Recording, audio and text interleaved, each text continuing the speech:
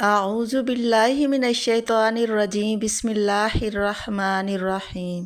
الذین یؤمنون، وہ لوگ جو ایمان لاتے ہیں، بالغیب، غیب پر، ویقیمون الصلاۃ، اور وہ نماز قائم کرتے ہیں، ومما رزقناہم، اور اس میں سے جو رزق دیا ہم نے ان کو، ینفقون، وہ خرچ کرتے ہیں۔ سورۃ البقرہ آیت نمبر 3۔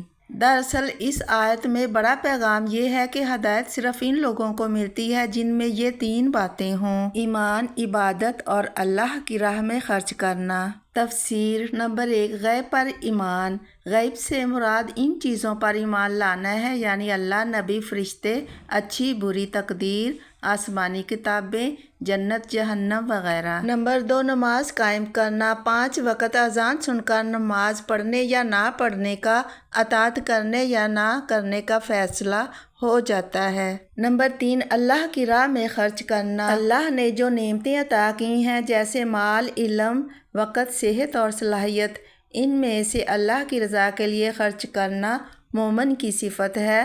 اس میں زکوٰۃ و صدقہ اور ہر نیکی کے کام ہیں۔ اللہ اور اس کے رسول صلی اللہ علیہ وآلہ وسلم کی ہر بات پر یقین رکھنا کامیابی کی بنیاد ہے۔